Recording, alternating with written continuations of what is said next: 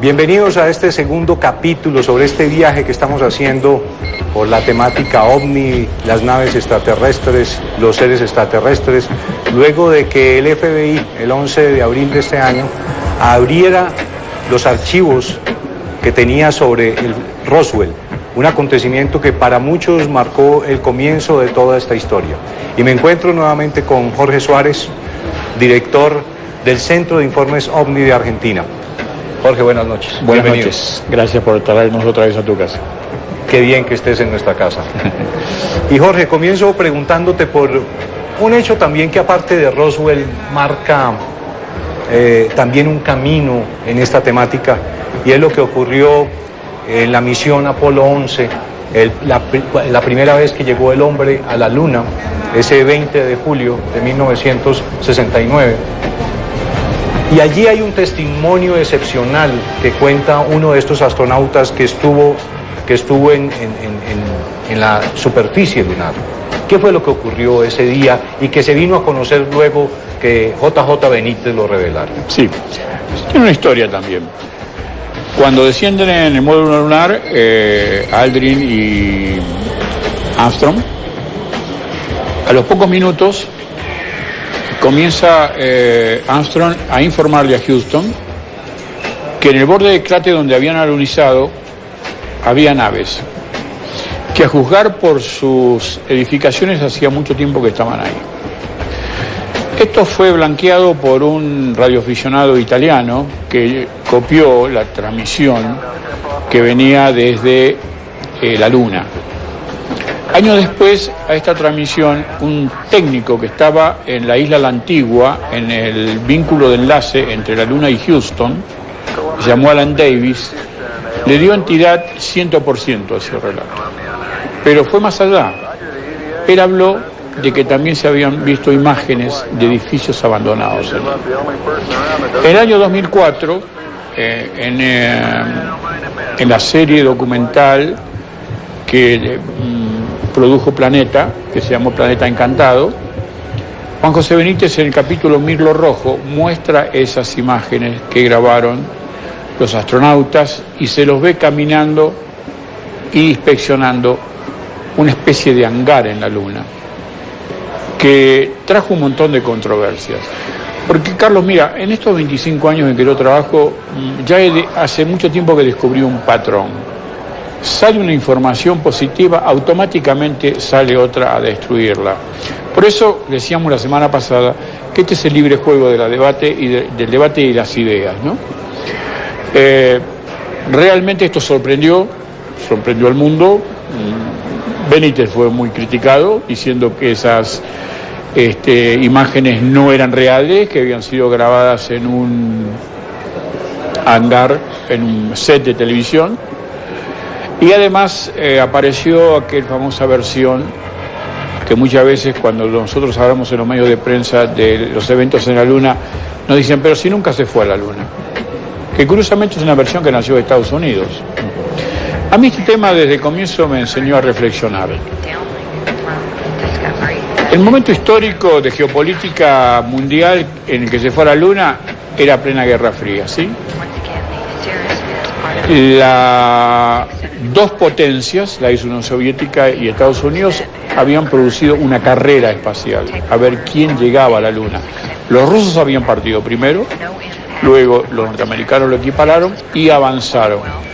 El perfil de la tecnología, la base de la tecnología que fue al espacio era la misma. Los ingenieros alemanes que habían comenzado a desarrollar en la época de la Segunda Guerra Mundial algunas avanzadas tecnológicas a nivel de aeronaves. Entonces yo siempre a los periodistas les respondía a esa pregunta, si nunca se fue a la Luna.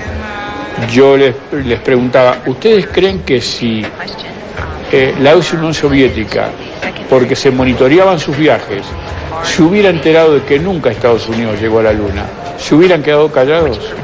Porque para la historia escrita de la humanidad, quien ganó la carrera espacial fue Estados Unidos. Por supuesto. Y eso no sucedió. Ahora, hay algunos investigadores que dicen que toda esa negativa nació por ocultar esas cosas que trajeron todas las misiones que fueron a la Luna, ¿no? De hecho, hay un documental que se llama Moon Rising, que produjo un señor que se llama José Escamilla, que muestra otras cosas en la Luna y que además muestra un fragmento de una película que sí se grabó en un desierto de Estados Unidos, recreando la superficie lunar, y él dice que eso se hizo para ocultar las imágenes originales, que fue al revés. O sea que hubo un proceso de ocultamiento tras descubrir que efectivamente en ese lado oscuro de la Luna, que no vemos, porque nosotros vemos solamente un lado de la Luna, claro, ese lado oscuro de la Luna, allí estaban esos hangares y estaban en el lugar donde alunizaron. Donde alunizaron. Lo que ocurre, la referencia que tú haces del lado oscuro de la Luna es muy interesante. Hay algunos investigadores se han escrito libros de que la Luna es artificial. Una hipótesis. Difícil de poder confirmar. Pero de pronto hagamos el análisis. ¿Por qué la Luna de la Tierra, o nuestro satélite, es el único que tiene un comportamiento diferente a todos los demás que rodean los otros planetas? Tiene una órbita perfectamente circular alrededor de la Tierra y nos muestran solamente una cara, mientras las otras todas giran en sí mismo y tienen órbitas elisoidales. Que ahí plantea un misterio. Ahora, hay una historia nunca aclarada de que Rusia habría llegado antes que Estados Unidos a la Luna y habrían descendido en la parte oscura de la Luna. Que tuvieron un conflicto con supuestos seres que habitarían ahí. Bueno, esto es una historia, pongámosle de ciencia ficción, nunca se pudo probar que ocurrió así, pero que se fue a Luna y se llegó a la Luna, yo no tengo ninguna duda de eso. Bueno, ahora se habla del planeta rojo. Marte tiene un interés muy particular, digamos, para los Estados Unidos, para quienes también están participando en esta carrera espacial, principalmente para la NASA. Marte tiene una importancia especial. Allí también se habla de que se han encontrado vestigios. También no se ha dado a conocer toda la verdad sobre Marte. En los últimos acontecimientos sobre Marte, ¿qué se ha revelado, Jorge? ¿Qué se ha conocido? Bueno, la historia de Marte y también exige una pregunta, porque después de abandonar la investigación lunar, Estados Unidos, Rusia, inclusive China, pusieron sus ojos en Marte. Y ahí empezamos a preguntarnos por qué tanta existencia, donde el viaje es mucho más complicado, todavía no se anima a hacer un vuelo tripulado, pero las sondas robóticas han hecho una buena tarea. La sonda Mariner trajo, que fueron las primeras que fueron a Marte, de las misiones norteamericanas, trajeron unas imágenes de pirámides sobre la superficie marciana y además caras de rostros de personajes extraterrestres.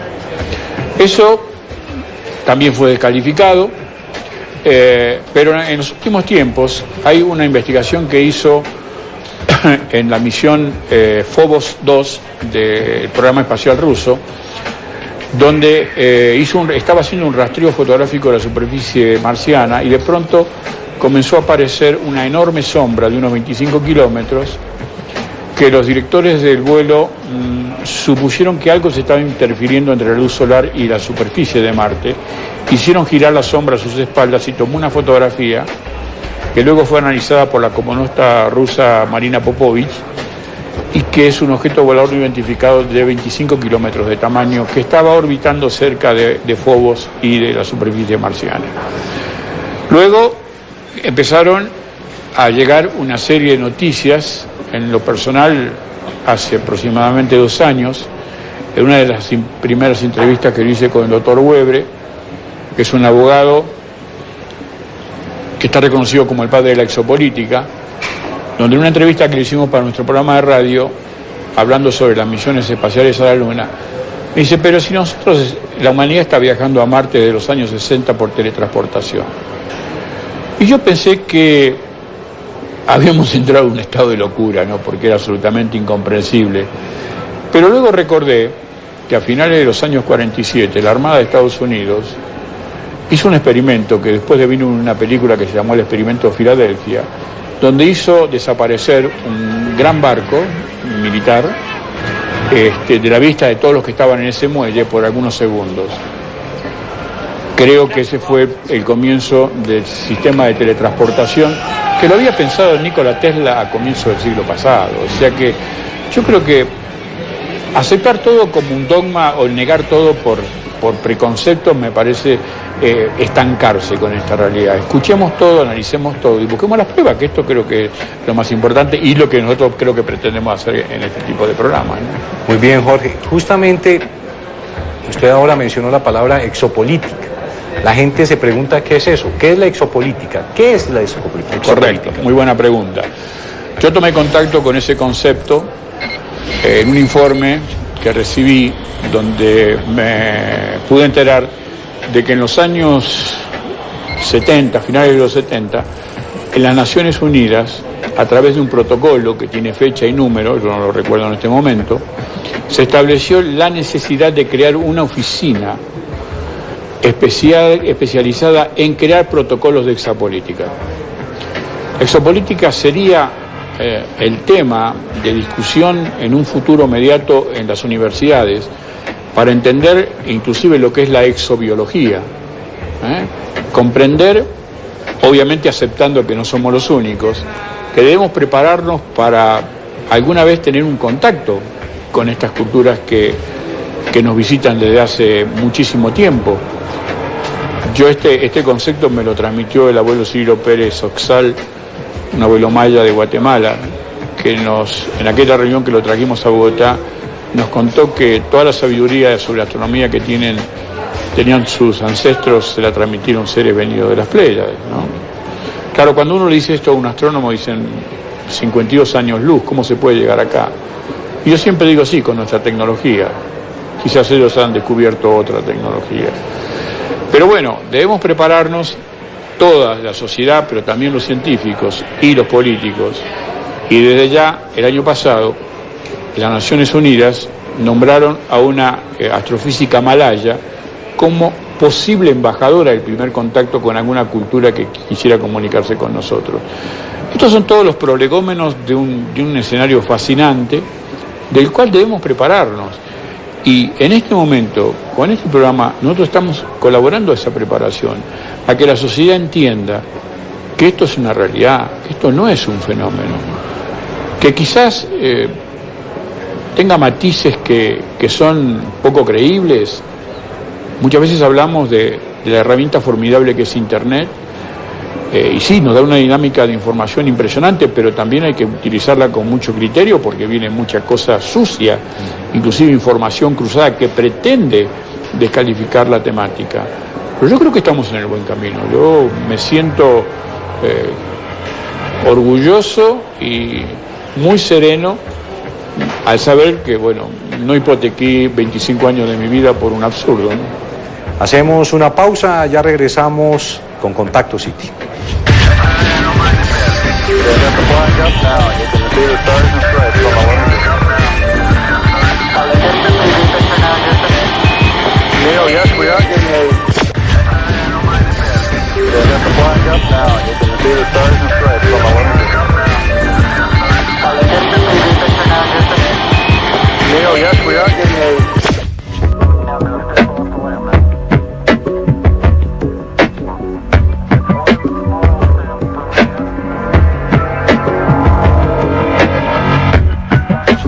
Jorge, lo invito a que veamos, a propósito de la exopolítica, al llamado padre de la exopolítica, Doctor Alfred Weber. Alfred Weber.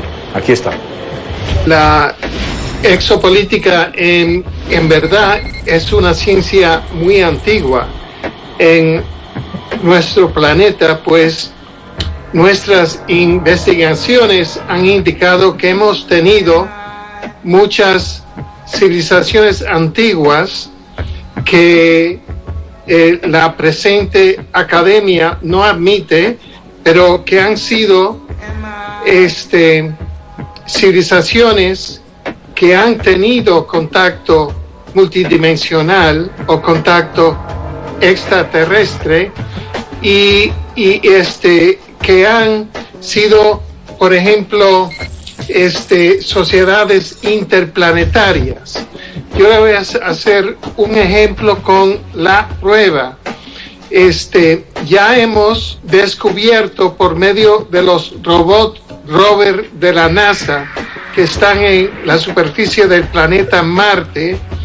Pueden ir a nuestro sitio exopolitics.com o a la Sociedad de Investigación de Anomalías de Marte, que es projectmars.net, y van a ver ahí fotografías tomadas por el robot Spirit rover de la NASA de la superficie de Marte, donde se ven reliquias de tipo Egipto.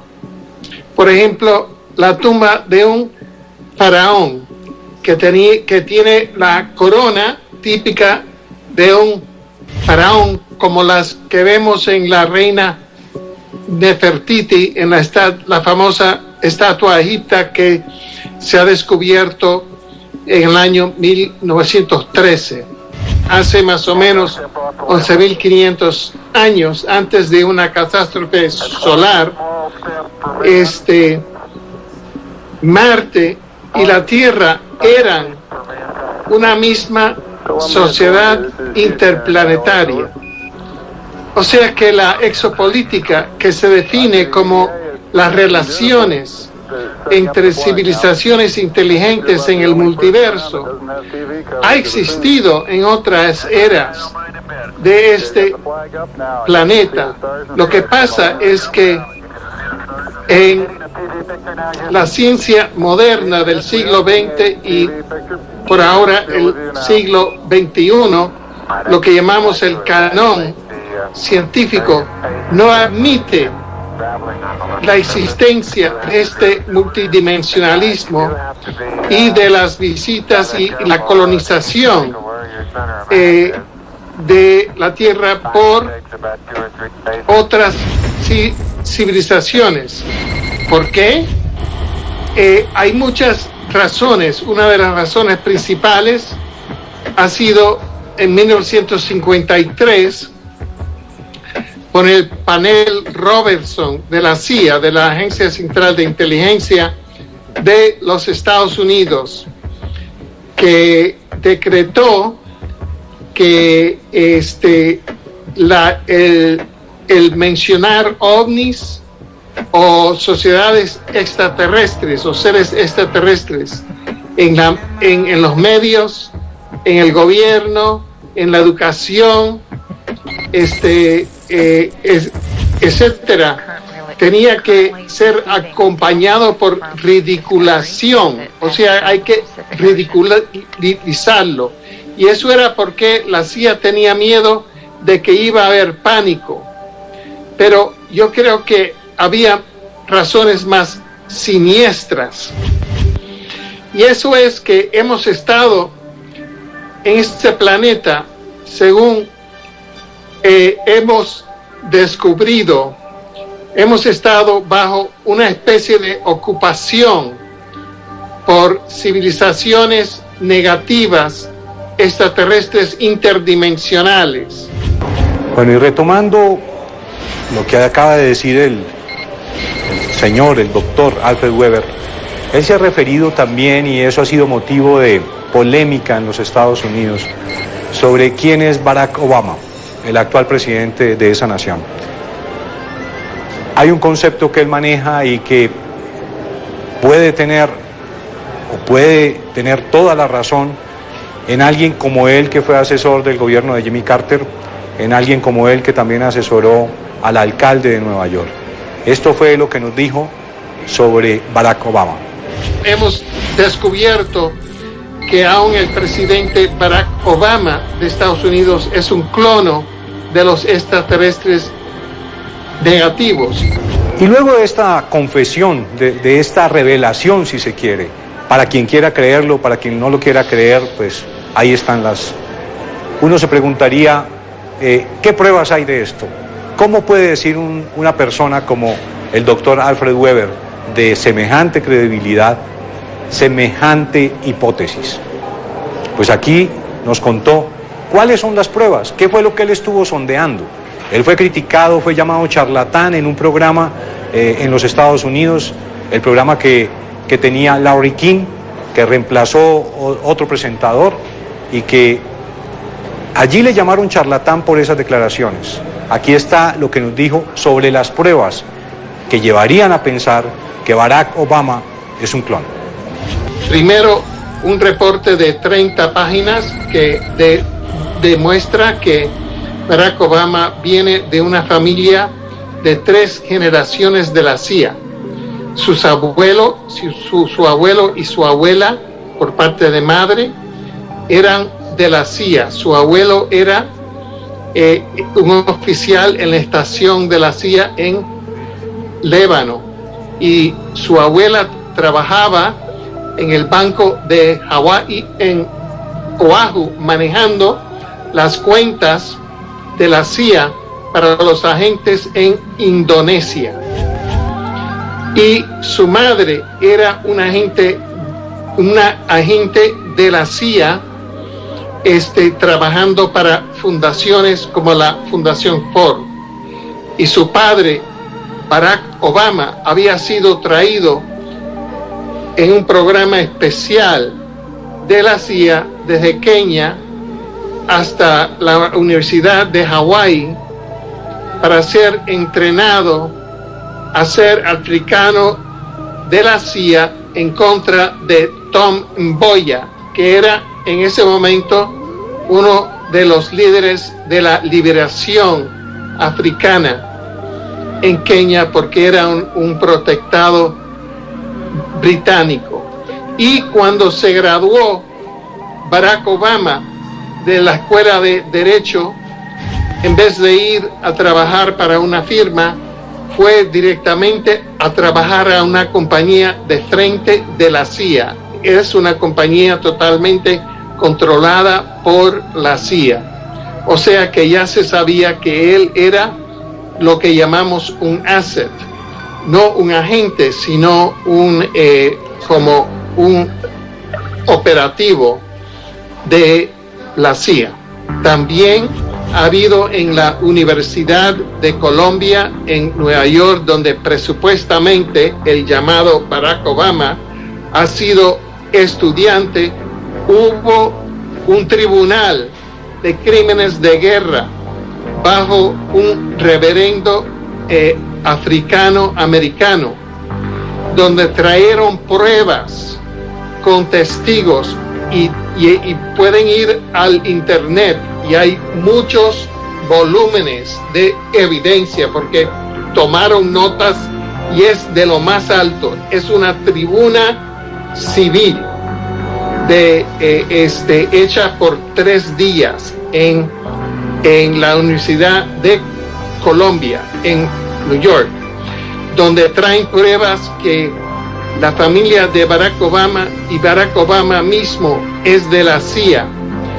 No hay un señor que es periodista que estuvo en el presupuesto en la clase de Barack Obama en Colombia, y él entrevistó a más de 80 estudiantes y no hay uno que se acuerda de nadie que se llamaba Barack Obama en la clase de la universidad.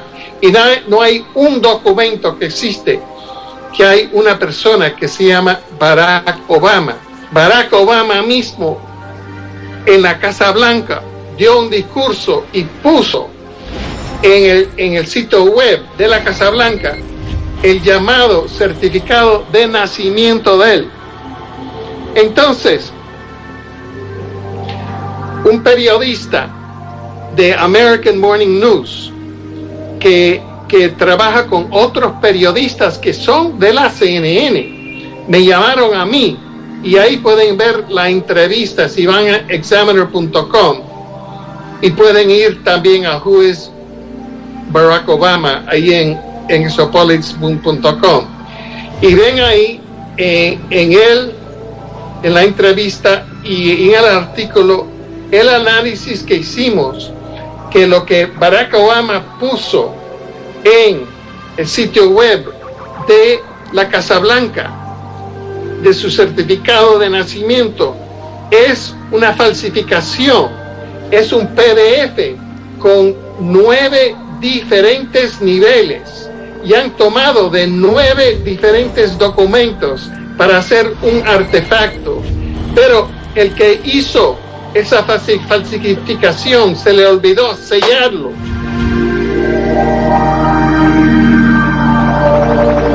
Ahora, la cuestión del clonamiento, ¿de dónde viene? Nosotros estamos trabajando con 2 testigos, uno de ellos, Andrew Basiago, que estuvieron en una clase en 1980 con un llamado Barry Soetoro, Soetoro, que él es un señor africano-americano. Barry Soetoro es el otro nombre de Barack Obama, y era una clase para preparar los que iban a ir a Marte. El Barry Soetoro en esa clase era el que uno ve en las fotografías de Barack Obama y Barry Soetoro, porque Barry Soetoro es el nombre de la esposa, del esposo segundo de la mamá de Barack Obama, que es un filipino, es un general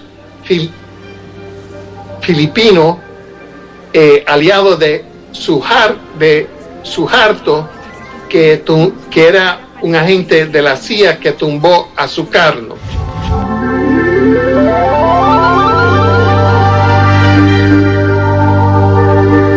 Hay muchas teorías. ¿Qué es la entidad Barack Obama que está en la Casa Blanca? ¿Es un extraterrestre del programa de extraterrestres del Departamento de Defensa? Yo he entrevistado extraterrestres de ese programa y existen, y ese extraterrestre me ha dicho que el Departamento de Defensa falsificó su certificado de nacimiento, así que él puede ser de eso. Número 2, puede ser un clono. Ya se sabe que los clonos se han usado mucho, han hecho clonos de George W. Bush, y George W. Bush ha tenido 2 clonos.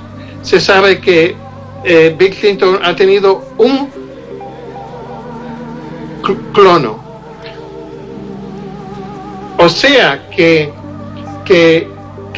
ya cuando se entra a la presidencia, la civilización el gobierno secreto de ocupación negativo de extraterrestres que tenemos, que es gris, reptiliano y de Orión, tienen la tecnología de clonar. Tenemos fotografías de la persona que creemos de la cual ha sido clonado Barack Obama y son idénticos. Bueno, después de oír esto, uno queda absolutamente desconcertado, no puede decir qué debo decir aquí, qué debo contar, qué debo intuir, qué debo pensar, Jorge. Sí, yo cuando lo escuché, digo que tengo muy buena relación con ida y vuelta con el doctor Webre, es un invitado frecuente de nuestro programa de radio, me sorprendió, yo no sabía ese concepto que estaba elaborando él, pero la experiencia siempre me indica a buscar, a mí me parece absolutamente difícil de creer, dentro de la noticia o las realidades que nosotros manejamos.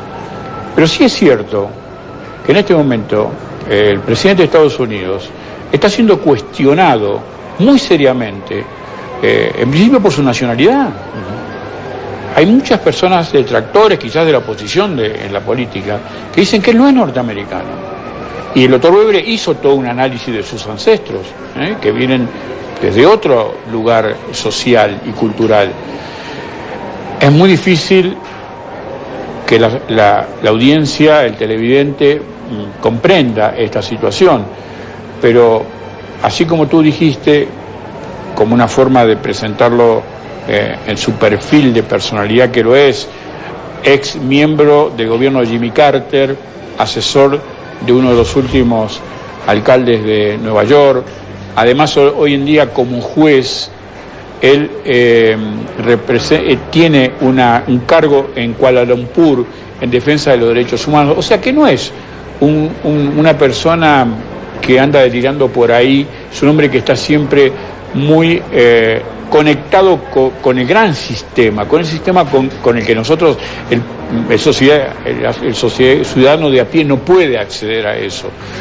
De cualquier manera, yo creo que, bueno, le hemos presentado esa hipótesis a la teleaudiencia y ella decidirá qué hacer con ella, ¿no? Por supuesto, y como bien lo dice usted, Jorge, aquí no se trata de convencer a nadie, hay una serie de evidencias que muestran la presencia de estas situaciones, la presencia de naves extraterrestres, la presencia de entidades extraterrestres. Pero aquí no estamos buscando convencer a nadie. Por supuesto, estamos mostrando evidencias que hay, cosas que la gente puede comprobar, que puede buscar en páginas web, que puede buscar en YouTube, que hay muchas formas de encontrar información relacionada con esto.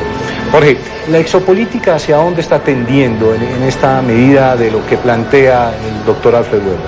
Bueno, está tendiendo a resolver un tema que hasta ahora estuvo aferrado en algo que hasta podía parecer frívolo, ¿no? Como un fenómeno exógeno que está ahí, que no hay pruebas, y que se piensa que en un futuro va a ser un tema de estudio en las universidades, como para tener una herramienta de vínculo con estas culturas que nos visitan, ¿no? Creo que ya va a ser muy difícil, así como el informe del FBI a mí me tranquilizó en muchos aspectos, también el conocer los alcances de la exopolítica me dio también un marco de tranquilidad, porque discutir un fenómeno es fácil, descalificar un concepto que tiene un rigor científico ya es menos probable. Entonces, cuando la prensa en general, que está reticente para esta temática, entienda que le podemos presentar pruebas con rigor y basado en la exopolítica, la cosa va a ser mucho más comprensible, ¿no? ¿Cabe en la cabeza que la exopolítica se volvería una materia o de pronto una carrera universitaria? Ese es el objetivo. Uh-huh. Ese es el objetivo que se planteó con la resolución de las Naciones Unidas, insisto, allá a mediados de los años 70. Y, Carlos, digamos que el organismo casi exclusivo que tendría la autoridad para un contacto con alguna de estas culturas que nos visitan es quienes nos representan en el mundo, que son las Naciones Unidas. No lo puede, ellos no se van a involucrar parcialmente con un... insisto, a mí me sonaba ciencia ficción, pero una de las señoras que declara esto es nada más ni nada menos que una bisnieta del general Eisenhower, presidente de los Estados Unidos. ¿Por qué la señora Laura Eisenhower iba a riegar el prestigio de su apellido diciendo una tontería? Y el otro señor se llama Andrew Basiago, que es hijo de un conocido abogado muy importante de Estados Unidos, que confirma lo que dice Laura Basiago. En las entrevistas que hace Jaime Maussan con los dos, ellos confirman, sin titubear, que fueron incluidos en este sistema de teletransportación viajando a Marte. Fíjate que se derrumba todo, porque entonces se sigue gastando fenomenales presupuestos a través de las misiones espaciales, sean robóticas, como en este caso a Marte. Si tenemos esa facultad de poder viajar a través del espacio por la teletransportación, que es aquella cosa que nos vendieron a través del viaje a las estrellas, ¿no? ¿Te acuerdas que se ponían dentro? Sí, que se metían dentro de una cabina, se desmaterializaban y aparecían en otro lugar? ¿Qué fue lo que pasó con el barco de la Armada norteamericana? Lo desmaterializaron en un lugar y apareció en otro. Nosotros vivimos en un holograma del tiempo-espacio, o sea, casi vivimos en una realidad virtual. Tenemos unas almas inmortales que ahora se enchuflan dentro de un paradigma, de un holograma de tiempo-espacio que es virtual. Y ellos desarrollaron las tecnologías de teletransportación y viajes por el tiempo de acceso cuántico dentro del holograma del tiempo-espacio. Bueno, Jorge, después de escuchar esto que acabamos de oír, la teletransportación, que lo confirma también el doctor Alfred Weber, ¿qué podría estar pasando ahora, o sea, más allá de estas confesiones o de estas revelaciones, sobre en lo que ha evolucionado desde esa época a hoy este experimento? Claro, fíjate que el doctor Weber en un momento dado dice qué extraordinario sería incorporarlo a nuestra necesidad social. De pronto desaparecerían todos los autos de Bogotá, mirá qué lindo. No habría problemas con la 26 ni nada, porque te levantás a la mañana, te duchás y llegás al canal. ¡Chum! Aparecen todos los chicos acá en el canal, qué bárbaro. Y él lo dice, el día que lo acepten esta realidad y la podamos instalar dentro de nuestras comodidades como seres humanos, qué fantástico sería, ¿no? Aparte, insisto, para mí el valor de los dos testigos, fundamentalmente el de la señora Laura Eisenhower, que ya me han confirmado van a estar en nuestro congreso de este noviembre en Córdoba, en el congreso que hace el CIO, trayendo todas las pruebas de que su experiencia fue real. Muy bien, hacemos una pausa, ya regresamos con Contacto City.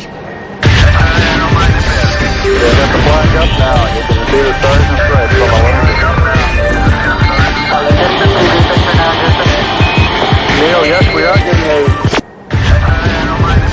They're flying up now. You can see the stars and stripes from our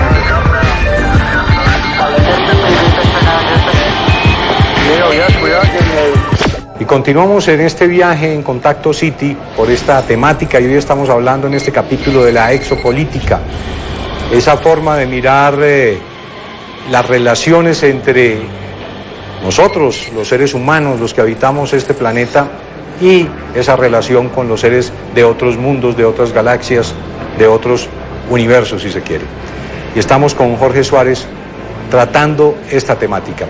Jorge, también en lo que conversamos, luego de oír, luego de estos testimonios, de este testimonio del doctor Alfred Weber sobre lo que ha sido el experimento Filadelfia, sobre lo que ha sido también esa, según él, creación de Barack Obama por parte de la CIA.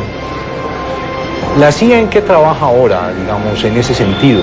¿Hay de pronto también una necesidad de revelar secretos, de blanquear, como usted lo dice, información? Bueno, la CIA ha estado actuando desde siempre.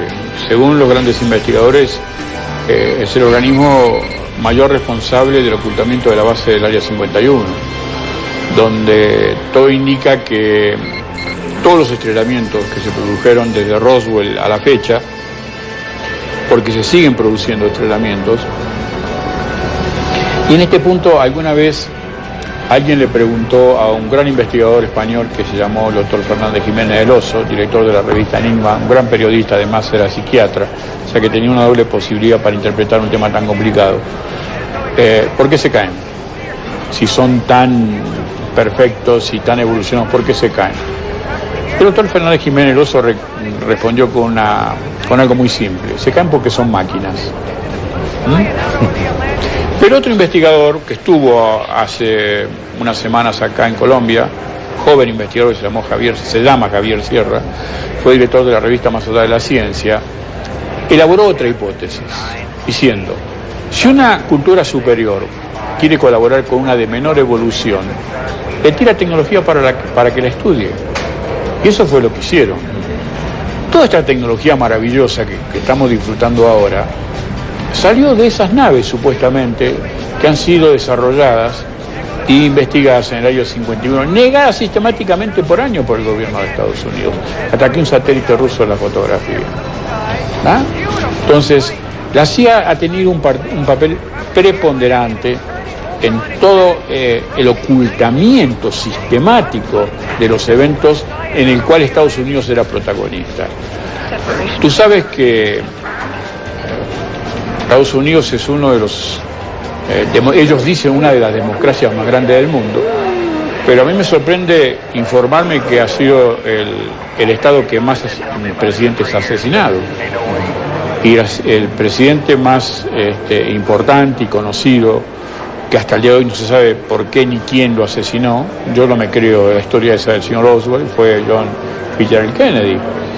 Que todo indica, y nosotros hemos colgado hace unos días atrás una información en nuestro blog del diario El Tiempo, donde se establece que el señor Kennedy iba a blanquear, primero iba a denunciar la superposición de un gobierno en las sombras que se superponía con su poder de gobierno, y luego blanquear definitivamente el evento de Roswell. Y ahí, según la historia, la CIA habría tenido alguna participación con esa conjura, ¿no? No podemos decir que la CIA es un organismo, no podemos desconocer que es un organismo que ha hecho cosas bastante críticas. Hoy en día se los está acusando de ser el actor intelectual de la creación de Al Qaeda, por ejemplo, ¿no? Después de la supuesta muerte nunca confirmada del señor Osama Bin Laden, ¿no? O sea, estamos ante un escenario muy complicado al cual nos cuesta muchísimo acceder. De esto, en la penetración, nos ha ayudado muchísimo Internet. Por eso que el año pasado, final de año, vi una noticia que el presidente de Estados Unidos estaba pidiéndole al Congreso darle una herramienta para cerrar Internet cuando él creía que se lesionaba la seguridad nacional, ¿no? Que es un tema que, si se llega a suceder, vamos a tener que empezar todo de nuevo, ¿no? A la temática extraterrestre tampoco ha escapado el cine de Hollywood. Hemos visto infinidad de películas, inclusive hablábamos del encuentro de dos mundos en la radio en los años 50, y el cine también se ha ocupado en distintas etapas de esta temática. Hablamos de Hombres de Negro, hablamos de Invasión Extraterrestre, distintos títulos de películas que hacen parte de ese gran menú que tiene Hollywood sobre lo que vienen a hacer los extraterrestres y a lo que nos enfrentaríamos también los seres humanos y a ese proceso de destrucción. Jorge, ¿qué hay de cierto en todo esto? ¿Qué puede haber, digamos, en su experiencia como investigador de la temática ovni, de la temática extraterrestre, qué habría de cierto? ¿Qué refleja estas películas del cine de Hollywood? Bueno, yo creo que hay un programa detrás de eso, perversamente estructurado, porque sacando Encuentros cercanos del tercer tipo y el ET de Spielberg, todas las películas, inclusive la de televisión, nos ha mostrado un extraterrestre agresivo, feo dentro de nuestro valor estético, que viene a quitarnos el planeta, que viene a comernos, a recordar aquella famosa serie B que se comían las ratas. Bueno, eso tiene un sentido. Ve la batalla final, en una serie de televisión. Claro, tiene un sentido. Todo ese tipo de imágenes que nos regala el cine y muchas veces la televisión penetran la psiquis humana. Hay mucha gente que visita nuestra oficina y dice: a mí este tema me gusta pero me da miedo. ¿Cómo le va a dar miedo con semejantes perspectivas que nos propone Hollywood? Pero claro, no solamente el cine ha producido en mayor cantidad este nivel o esta filosofía de película, pero también han hecho otras que tampoco, lo curioso es que no tienen difusión pública. Se hizo una película que se llama En la sombra de la luna, que relata la historia de las misiones a la luna, donde participan la mayoría de los astronautas que viajaron a la luna, y que tiene un remate muy emocionante al final, repudiando muy enérgicamente esa versión de que nunca se fue a la luna, ¿no? Yo creo que es un segmento de esa película final que bien vale la pena que nuestros televidentes la vean, porque queda claramente establecido que esa versión de que nunca se fue a la luna fue una infamia, porque, Carlos, nosotros hemos visto en qué condiciones viajaban esas tripulaciones. Hay muchos más muertos de los que nos han contado. Había que ser muy valiente para meterse dentro de esa cajita, no para dar una vuelta al planeta, sino para hacer un viaje de una semana, sabiendo que alunizaban y no sabían si volvían a despegar. Con mucha incertidumbre también. A mí me parece una falta de respeto para esos señores que se jugaron por la ciencia y por la investigación espacial y por nosotros fundamentalmente, ¿no? Muy bien, Jorge, pues ahí queda planteado también este interrogante, este debate. Insistimos en que no tratamos de convencer a nadie con esta temática. Cada quien puede sacar sus propias conclusiones. Aquí han quedado planteadas muchas preguntas, sobre todo en este tema de la exopolítica, en el concepto que también ha manejado o que maneja esencialmente el doctor Alfred Weber. Ahí quedan esos interrogantes. Nos vemos en el próximo capítulo.